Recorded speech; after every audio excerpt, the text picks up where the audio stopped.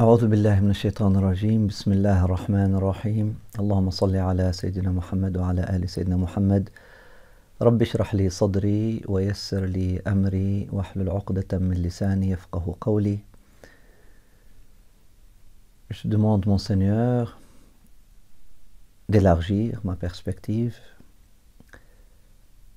d'apaiser mon cœur, d'éclairer ma raison,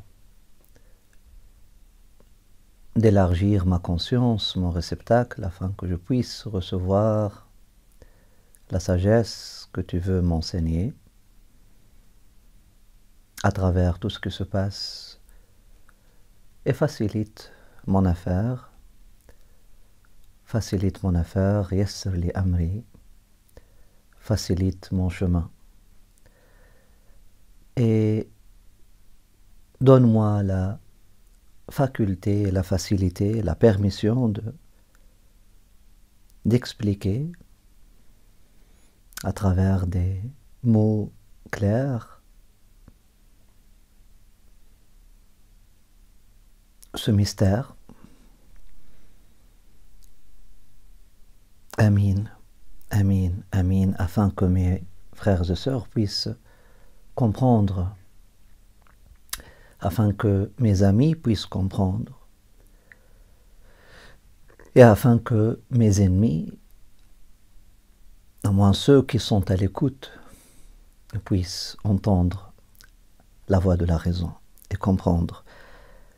Quoi mieux que cette prière de Sayyidina Moussa alayhi salam, Moïse, que la paix d'Allah subhanahu wa ta'ala continue d'envelopper son être, continue de nourrir son être, sa lumière, notre connexion à lui, ainsi qu'à son héritage béni.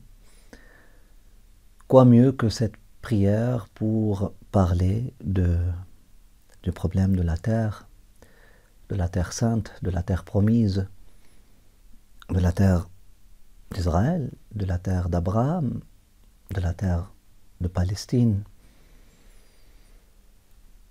Une terre qui fut appelée à travers l'histoire, à travers plusieurs dénominations, mais qui reste une terre qui est toujours attribuée à Dieu avant tout, bien que toute la terre c'est Ardullah. Cette terre-là en particulier, elle est Ardullah, Ardul Wahi. C'est une terre qui fut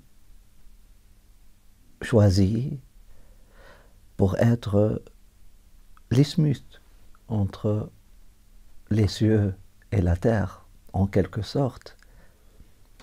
La terre qui fut choisie pour l'ascension de Mohammed, mais avant pour l'ascension de Isa, et avant pour l'ascension de Jacob, d'Israël lui-même. C'est la terre qui fut choisie pour être Masr al-Anbiya, subhanallah, la terre de Mi'raj, une terre très riche en histoire, très riche en spiritualité, très riche en symboles, une terre qui, dans son destin, elle fut choisie pour rappeler Dieu, pour rappeler le divin. C'est pas de son choix, ni du choix de son peuple, mais qu'elle le veuille, qu'elle ne le veuille pas, que ce peuple le choisisse, que ce peuple ne le choisisse pas, qu'on l'accepte, qu'on ne l'accepte pas. Cette terre, تحدث أخبارها بأن ربك أوحى لها. C'est une terre qui doit raconter son histoire, qu'elle était en contact direct avec le ciel, et qu'elle l'est toujours. تحدث أخبارها بأن ربك أوحى لها. Donc, au-delà de tout, c'est une terre qui nous renvoie à notre conscience la plus profonde et qui continue de nous envoyer un message. C'est une terre de messagers, c'est une terre messager elle-même et qui continue de nous envoyer un message. Le message du du ciel, le message du divin. Qu'est-ce que la conscience suprême? Qu'est-ce que Dieu? Qu'est-ce que l'esprit guide?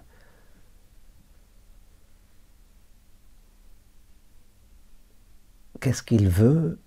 Qu'est-ce que cette conscience-là, qu'est-ce qu'elle veut enseigner à l'homme aujourd'hui?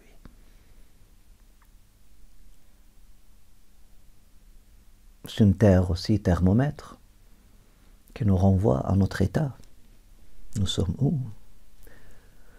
يوم الدين حصل ما في الصدور. Nous sommes où? On peut vraiment... C'est une terre qui nous renvoie à une évaluation claire de nous-mêmes, de notre état de conscience. On est où? Nous pouvons prétendre toutes sortes de choses, nous pouvons raconter toutes sortes d'histoires, mais c'est une terre qui nous renvoie sur une vérité intérieure. Elle nous renvoie à une introspection, tous, face à la vérité. Nous avons besoin vraiment de nous poser des questions profondes. Je sais que c'est un sujet qui est très, très, très, très difficile et très, très, très douloureux. Parler de ce sujet aujourd'hui, alors que la plaie est vive, alors que le crime continue, alors qu'on ne peut pas ne pas entendre les cris des enfants qui sont en train de mourir chaque jour, toutes les 15 minutes, il y a un enfant qui meurt. Les pleurs des femmes, des mamans, on ne peut pas. Des familles tout entières ont été effacées du registre de l'état civil.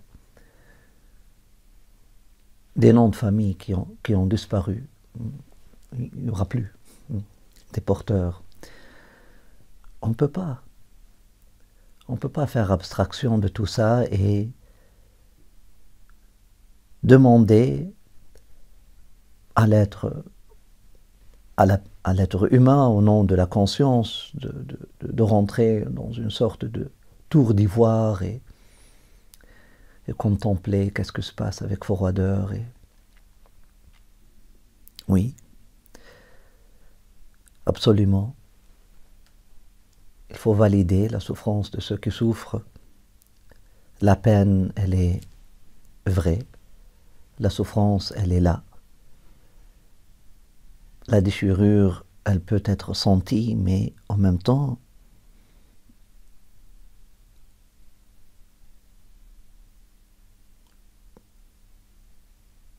le message de conscience doit toujours être partagé.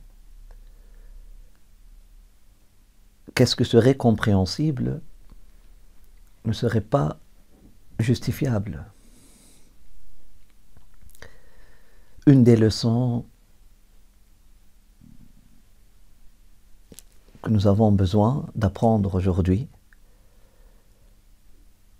une des leçons à laquelle la question palestinienne aujourd'hui, ou le crime que nous sommes en train de voir aujourd'hui, l'horreur que nous sommes en train de regarder aujourd'hui,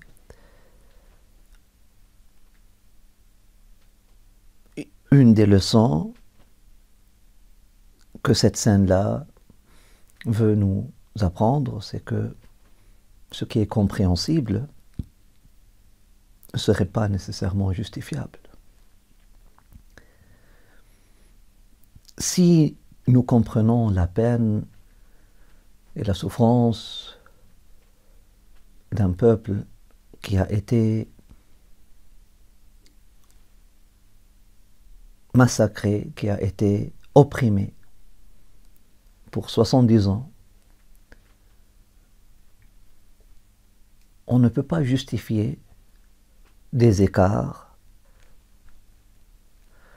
Donc, une des leçons que nous devons apprendre aujourd'hui, c'est il y a une différence entre le compréhensible et le justifiable. Je peux comprendre ta peine, mais je ne peux pas justifier tes actions. Je peux comprendre la peine des gens qui ont eu des familles perdues, qui ont eu des membres de famille pris en otage, par exemple. Je sympathise avec la peine des personnes. Je dois, en tant qu'être humain, je dois sympathiser avec la peine des personnes qui ont eu des pertes, qui ont souffert des pertes dans leur famille, peu importe leur religion. J'insiste là-dessus, peu importe leur religion, peu importe leur clan. Je dois sympathiser avec la peine de ceux qui souffrent, mais cette compréhension-là et cette sympathie-là ne doit pas m'amener à justifier les crimes que cette personne-là commettra par après pour se venger. Oui, de la même manière, et c'est très important de l'expliquer, que l'histoire n'a pas commencé le 7 octobre. L'histoire a commencé bien avant ça. Bien avant ça. On peut aller lire des choses qui se sont passées en 1948, 1947. Les crimes, les massacres qui se sont passés à cette époque-là, et depuis cette époque-là. On peut comprendre, et l'être humain, et je parle à tous les êtres humains, l'être humain conscient, normalement, une âme consciente doit nécessairement sympathiser avec la souffrance d'un peuple qui a été matraqué pour 75 ans, qui a grandi dans la souffrance, qui a grandi dans le malheur, qui a grandi dans l'injustice.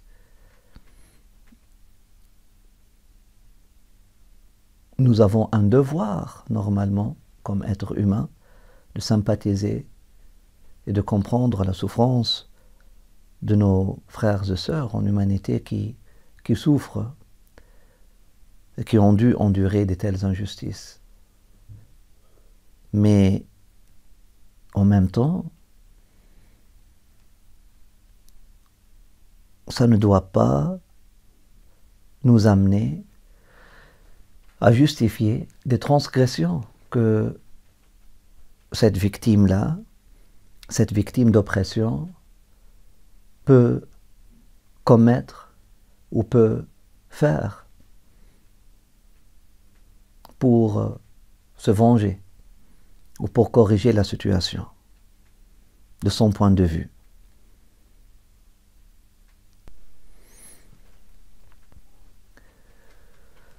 Face à ce qui se passe, il y a un clivage, nous constatons un clivage, nous constatons une polarisation, nous constatons une division entre les gens, nous constatons un écart qui ne cesse de grandir, qui ne cesse de s'élargir. Nous constatons une énergie, je dirais malsaine, qui force les êtres humains à prendre des positions. Nous constatons une énergie qui éloigne et qui divise les gens.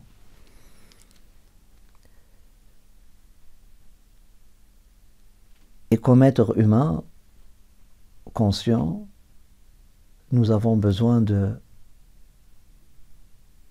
bien que nous comprenons, bien qu'on peut comprendre qu'est-ce qui se passe, bien qu'on peut comprendre la colère, bien qu'on peut comprendre la colère face à la provocation, face au matraquage, face au déni, face à même à cette tentative de relire l'histoire, ou je dirais délire l'histoire, vraiment, hein, raconter l'histoire vraiment avec les versions, avec une version fausse, avec modifier les faits, etc. Face à cette censure, face à cette politique claire de ne pas vouloir voir les choses de manière équitable, oui, on peut comprendre la colère, on peut comprendre la frustration, on peut comprendre et sympathiser avec la sidération des gens face à une telle injustice. Mais s'il y a un message que je dois envoyer aujourd'hui à moi-même et à mes frères et sœurs, c'est que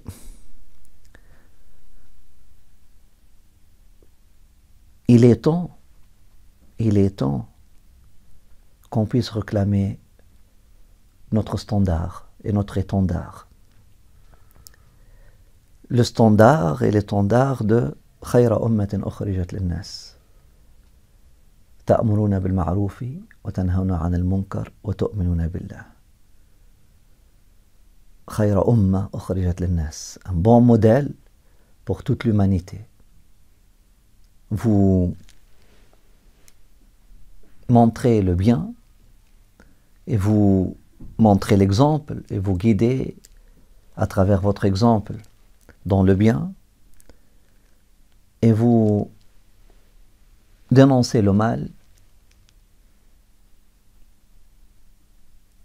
et vous montrez le chemin de Dieu. يا أيها الذين آمنوا كونوا شهداء لله قوامين بالقسط. كونوا شهداء بالحق قوامين بالقسط. كونوا شهداء بالقسط قوامين بالحق. Soyez des témoins justes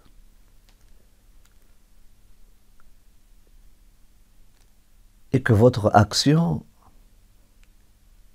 soit mobilisée et soit motivée par un souci de justice pour tout le monde.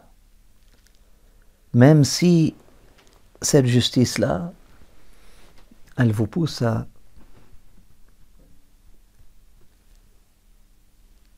prendre parti ou à juger vos propres proches, vos coreligionnaires, les membres de votre famille. Et ne laissez pas la transgression, وَلَا يَجْرِمَنَّكُمْ شَنَآنُ قَوْمٍ عَلَىٰ أَن تَعْتَدُوا. Et dans un autre verset, عَلَىٰ أَلَّا تَعْدِلُوا اعْدِلُوا هُوَ أَقْرَبُ لِلتَّقْوَى. Ne laissez pas la transgression des autres vous ramener à commettre des transgressions. Et ne laissez pas l'injustice des autres vous inciter à devenir injuste à votre tour. C'est un standard auquel Dieu nous invite. C'est le standard de Shahada. Et d'ailleurs, Dieu nous invite, pas en tant que musulmans, Dieu invite toutes les âmes conscientes à ce standard-là. Toutes les âmes conscientes furent appelées et sont toujours appelées à ce standard-là. D'être juste, d'être honnête, d'être équitable, d'être vrai, de ne pas se laisser guider par nos passions, par nos désirs, par nos colères, par nos blessures, par nos traumas.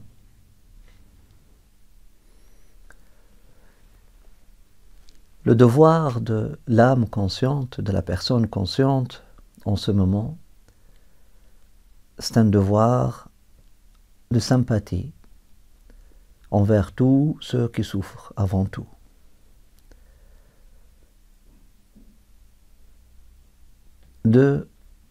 Un devoir de sensibilisation,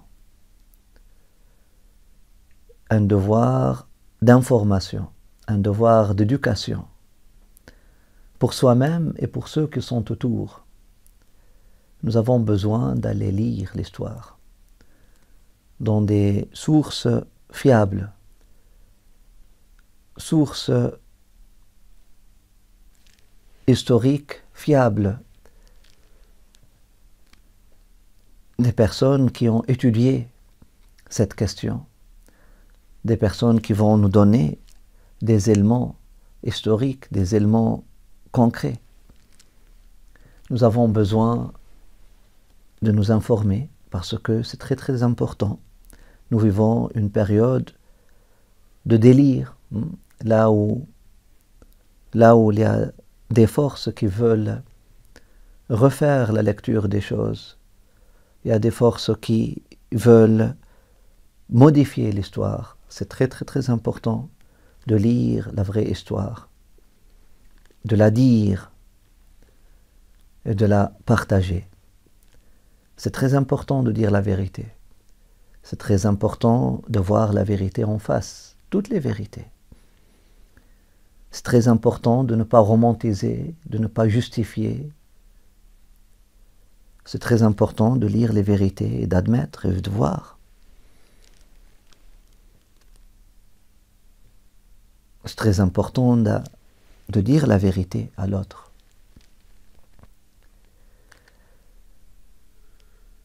Un autre devoir, c'est un devoir de prière. Un devoir de prière sincère, pour que l'être humain puisse grandir, puisse sortir de cette crise-là plus grand et plus conscient. Pour que l'être humain puisse s'ériger après cette crise-là, plus conscient et plus grand, c'est-à-dire plus conscient de ses faiblesses, plus conscient de son danger, du danger de l'inconscience, du danger de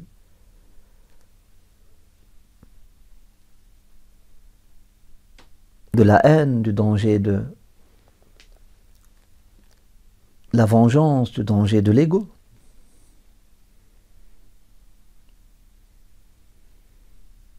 Du potentiel du mal en lui.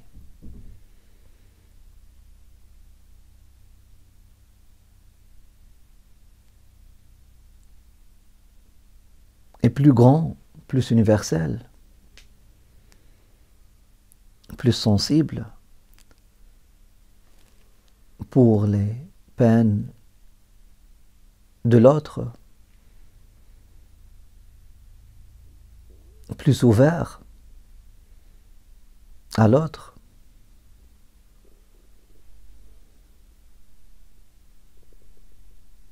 plus ouvert sur l'autre, sur la culture de l'autre, sur la civilisation de l'autre.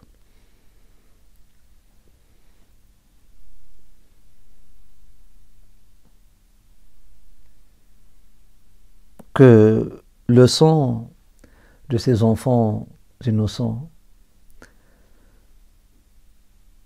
ne soit pas gâché. C'est de notre responsabilité de faire en sorte qu'au moins ils sont partis, ils se sont sacrifiés pour quelque chose qui vaut la peine. Et cette chose qui vaut la peine, ce n'est pas un drapeau qui va se dresser sur un parlement quelconque ou sur une capitale quelconque. Ce n'est pas un État, n'importe, peu importe la dénomination de cet État.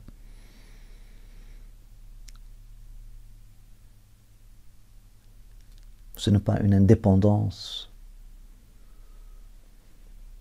territoriale.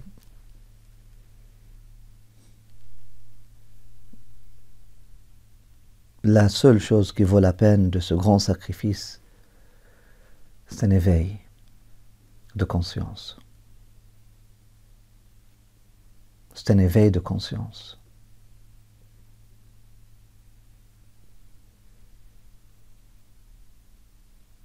L'être humain aujourd'hui, en général, a besoin de s'éveiller. Nous avons besoin de se réveiller. Nous avons besoin de nous réveiller. Nous sommes indulgés par le matérialisme.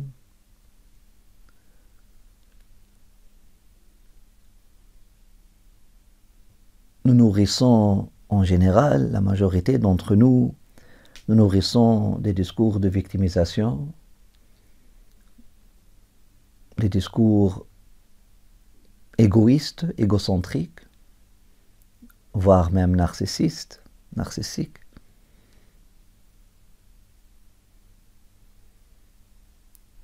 Nous ne voyons pas la peine de l'autre, nous ne voyons que notre propre intérêt.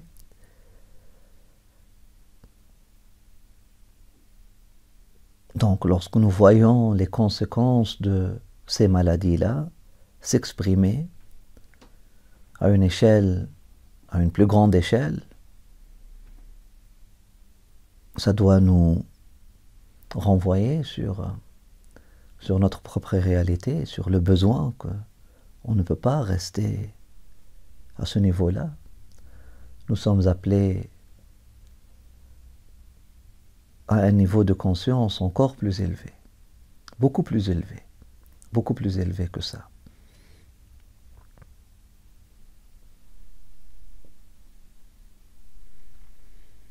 L'autre devoir, c'est un devoir d'alliance, un devoir d'alliance avec toutes les âmes conscientes, un devoir d'alliance qui transcende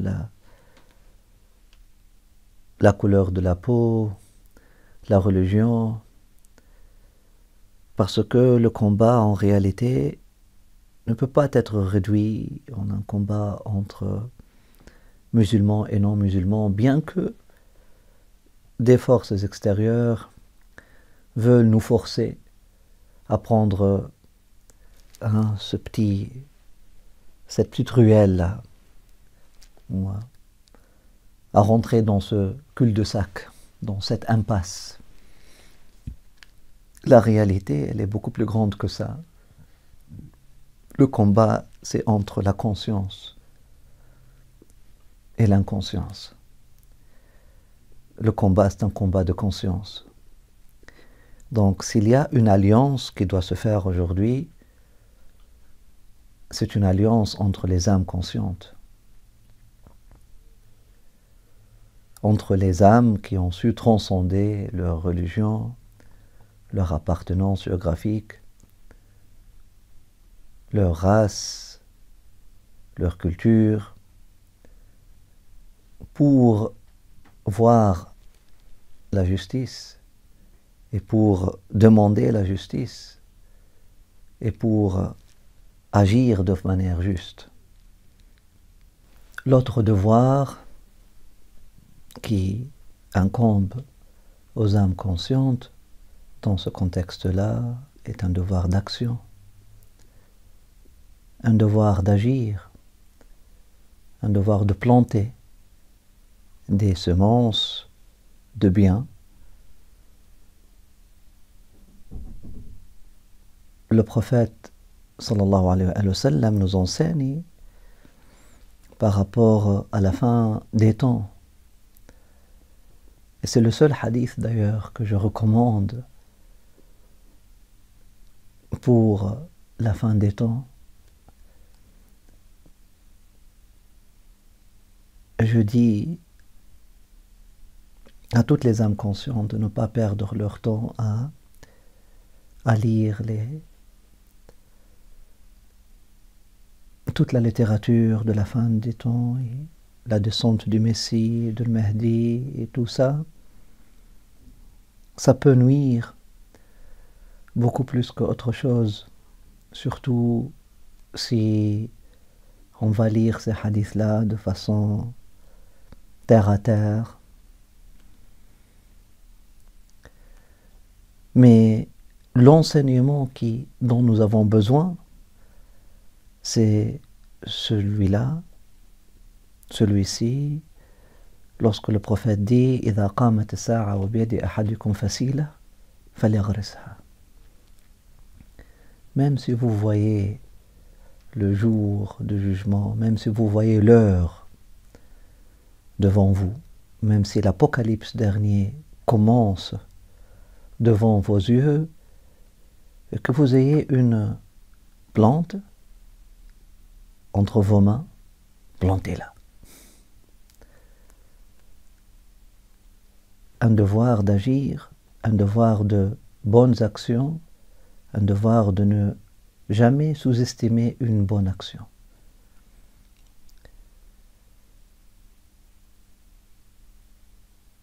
Une action juste, une action qui ramène la justice, qui ramène la paix, n'est jamais insignifiable.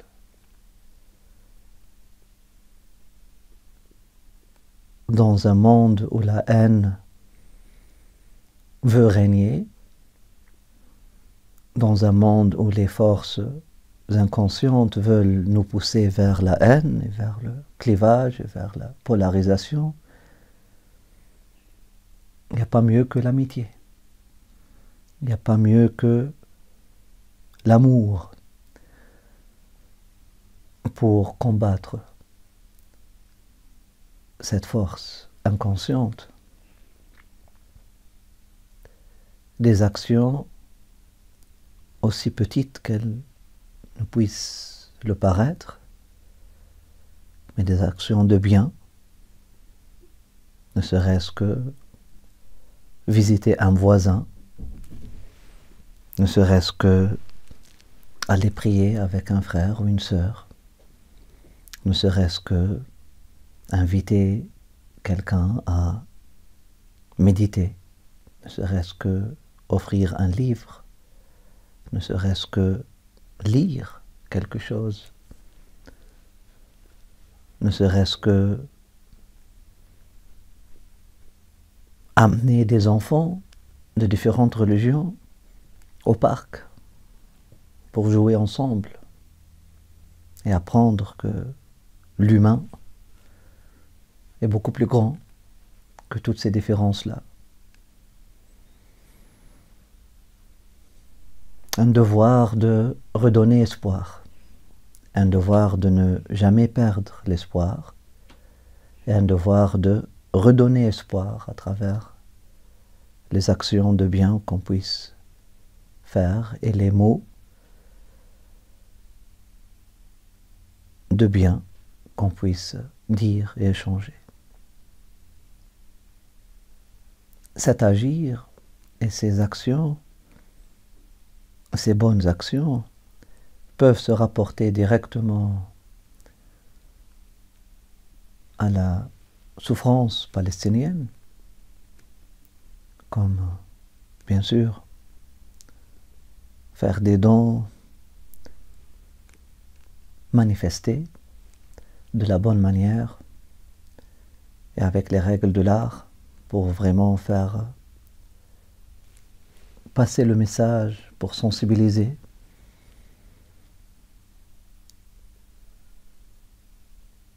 Écrire, faire passer le message.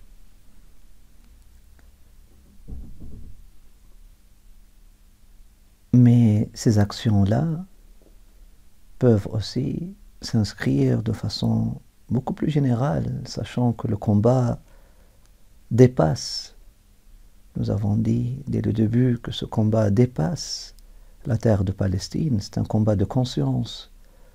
Donc tout acte, toute action qui est faite par conscience peut s'inscrire dans ce combat-là. Tout ce qu'on peut faire ou dire pour redonner l'espoir en l'humain, pour aider l'humain à grandir, pour aider l'humain à dépasser ce clivage, pour aider l'humain à ne pas tomber dans le désespoir ou dans les guerres de religion ou dans les... pour aider l'humain à ne pas succomber sous ses forces, sous le poids de ses forces inconscientes. Toutes ces actions-là peuvent aider, toutes ces actions-là peuvent s'inscrire dans ce devoir d'agir. Nous avons besoin de rester conscients qu'il y en a des âmes conscientes partout. Et comme musulmans, nous avons besoin de comprendre que l'ennemi n'est pas le juif. Ce n'est pas une guerre entre deux religions ici. Au contraire, parmi les juifs, il y a beaucoup d'âmes conscientes qui sont en train de se lever, qui sont en train de s'élever, qui sont en train de dire, de proclamer à haute voix la vérité, qui sont en train de dire non, pas en notre nom. On ne veut pas que ces crimes-là se passent en notre nom.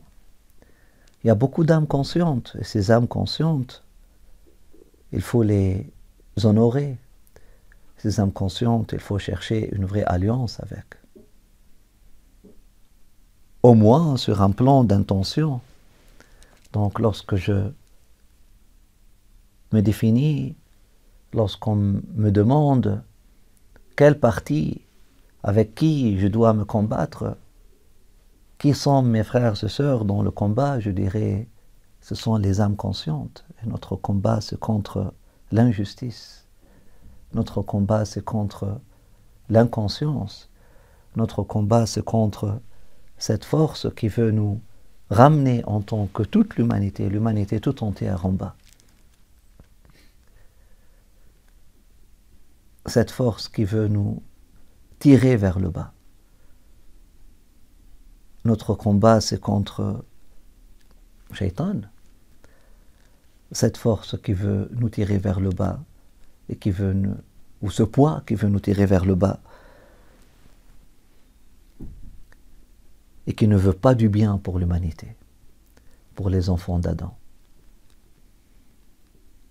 qui ne veut pas du bien pour les enfants d'Abraham, qui ne veut pas du bien pour les enfants d'Israël, qui ne veut pas du bien pour les enfants d'Ismaël, qui ne veut pas du bien pour les adeptes de Moussa, ni pour les adeptes de Mohammed, ni pour les adeptes de Isa, qui ne veut pas du bien pour l'être humain tout court,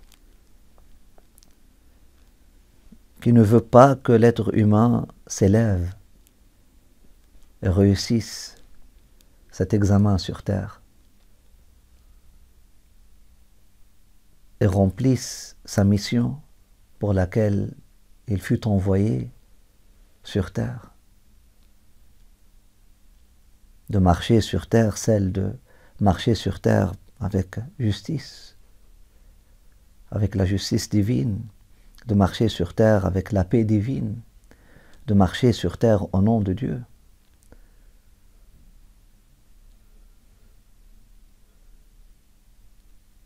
D'être à la fois le réceptacle et le tabernacle de la lumière divine, d'être le diffuseur, le récepteur et le diffuseur des qualités divines, les attributs de Dieu. C'est ça le défi, c'est ça la question. Lorsque Dieu a créé l'être humain, les anges ont dit « Ataj'alu fiha ma yufsidu fiha wa yasfiku ad-dima » mais cet être humain-là, il va corrompre la terre. Mais cet être humain-là, il va répandre le sang.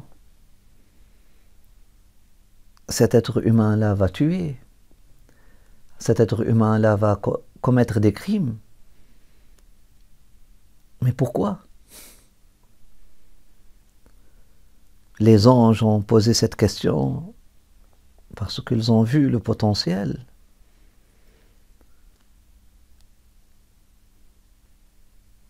du mal dans cette création-là. Mais Allah subhanahu wa ta'ala, il a mis une lumière dans cette création-là. Et c'est le choix de l'être humain de faire triompher cette lumière de ilm, de science divine que les anges même n'avaient pas reçu jusque-là et devant laquelle se sont prosternés.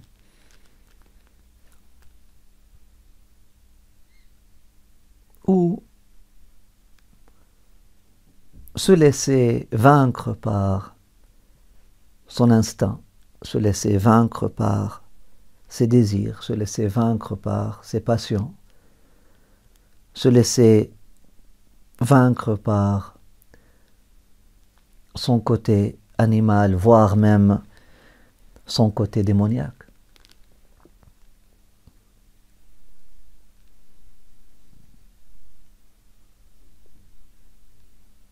Mais c'est ça le test.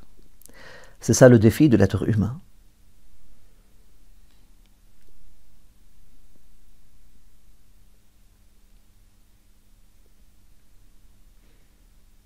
Est-ce que nous pouvons être des témoins pour Dieu, sa sagesse et son ilm, lorsqu'il a dit aux anges, je connais, je sais quelque chose que vous ne savez pas. Il y a une lumière que j'ai mis, que j'ai plantée, il y a une conscience que j'ai plantée dans cet être-là qui dépasse vos attentes, qui dépasse votre imagination. Est-ce que nous devenons des témoins pour Dieu dans ce sens, ou nous devenons une preuve pour notre ennemi qui a dit qu'il était meilleur que nous?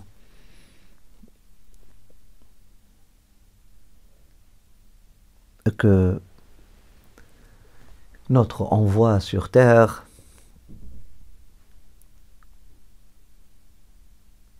était une faute ou un mauvais jugement de notre Créateur et de notre Seigneur. Voilà le défi, voilà la question.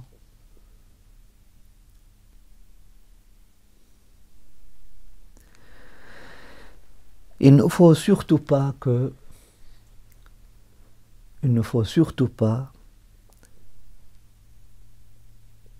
ce combat ou que cette guerre devienne religieuse.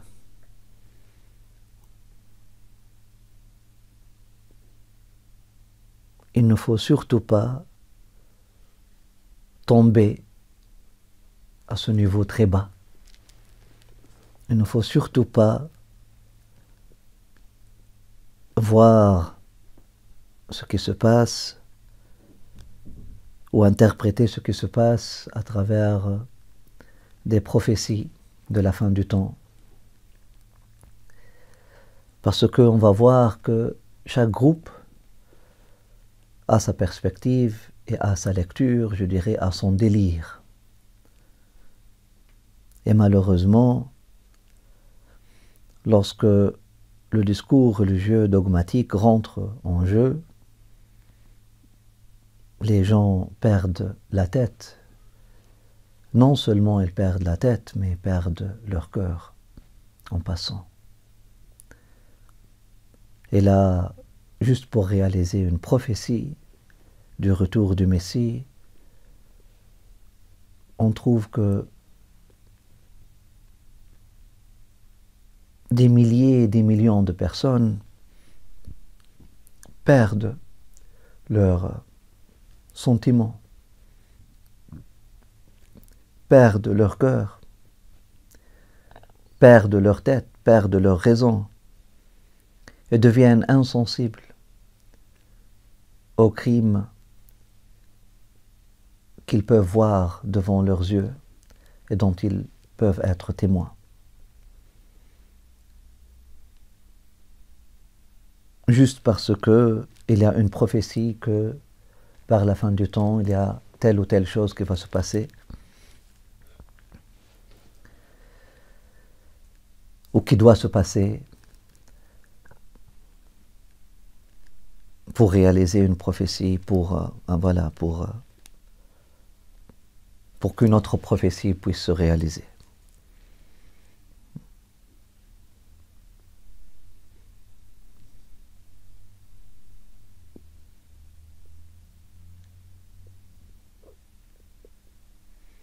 Il ne faut surtout pas que qu'est-ce qui se passe devienne une guerre de religion. Et c'est très très très important, c'est très très très important de le signaler.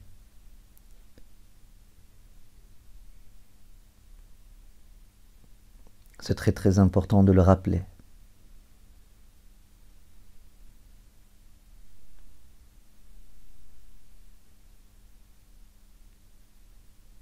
Si nous nous engageons sur un front,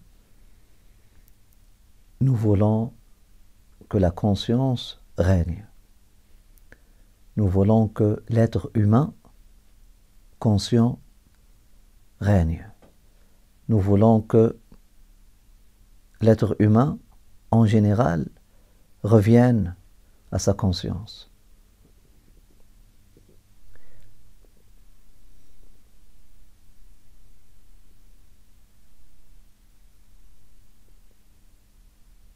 Revienne à sa lumière, revienne à sa source, revienne à sa réalité, revienne à son potentiel. Il ne faut pas oublier que la terre de la révélation, elle est là pour nous révéler quelque chose. Et ce qui se passe doit nous révéler quelque chose par rapport à notre humain, par rapport à nos âmes, par rapport à notre défi comme être humain. Si je me permets de faire la caricature de qu'est-ce qui se passe, c'est que, voilà, nous avons une partie qui, pour combattre l'autre, pour effacer l'autre, elle a démonisé cet autre, elle a déshumanisé, après ça, elle a démonisé, diabolisé. Et après, puisque cet autre est devenu le mal incarné, tous les moyens maintenant sont bons pour combattre le mal.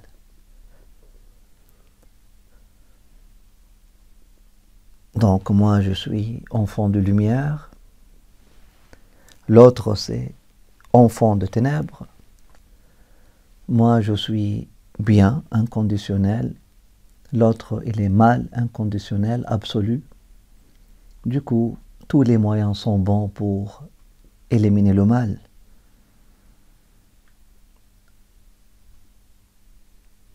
Le problème décrit ainsi nous révèle une tendance que nous avons tous comme êtres humains, même dans nos conflits familiaux parfois, même dans nos conflits avec nos frères et sœurs, nos amis. Nous avons tous cette inclination, ce problème, cette tendance de vouloir démoniser l'autre, nier tout le bien que l'autre puisse avoir, tout le potentiel de bien que l'autre puisse avoir. Dès qu'on n'est plus d'accord avec quelqu'un, on veut le liquider, on veut le démoniser, il devient le mal incarné. Et après, certains d'entre nous, lorsqu'ils peuvent, ils vont passer à l'action pour complètement détruire cet ennemi-là, cet être humain-là, juste parce qu'il est devenu le mal incarné. Ça, c'est un grand problème éthique. Ça, c'est un grand problème d'ego. Ça, c'est un grand problème de l'être humain. C'était le tout premier problème. Lorsque le premier fils d'Adam a voulu tuer son frère, il a accusé d'être le mal incarné. Il a projeté sur lui toutes ses peines, toutes ses souffrances. Il l'a accusé d'être le seul responsable de son malheur à lui, de ses problèmes à lui, de tout ce qui se passe mal dans sa vie, de son échec dans sa relation avec son père, alors que l'histoire n'avait rien à voir avec ça, alors que c'était son échec ou c'était suite à une erreur personnelle, mais il n'a pas pu voir ça. Blâmer l'autre pour notre malheur, accuser l'autre de notre malheur, projeter sur l'autre voilà, tous nos problèmes, toutes nos souffrances, responsabiliser l'autre, ou vouloir responsabiliser l'autre, ou blâmer l'autre pour tout ce qui se passe de mal dans notre vie. Ça, c'est un grand problème qu'on voit tous les jours dans nos familles, même chez nos enfants. Et ça demande une éducation, ça demande une vigilance, ça demande une conscientisation, ça demande du développement personnel, ça demande du développement spirituel, afin qu'on puisse gagner en justice, en justesse, en adl, en qist, en rahma. Beaucoup de choses qu'on voit maintenant sur une échelle beaucoup plus grande, beaucoup plus large, qui se passent dans cette terre de révélation, effectivement, sont là pour nous renvoyer sur notre condition humaine, sur nos problèmes fondamentaux.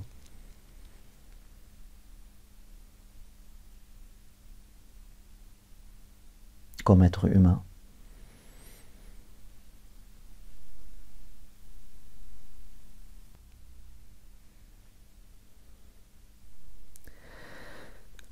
Je vous remercie de m'avoir écouté et j'espère que cette réflexion, plutôt cette méditation,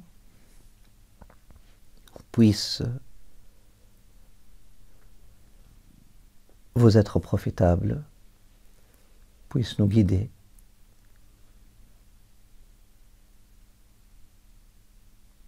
puisse nous donner plus de lumière,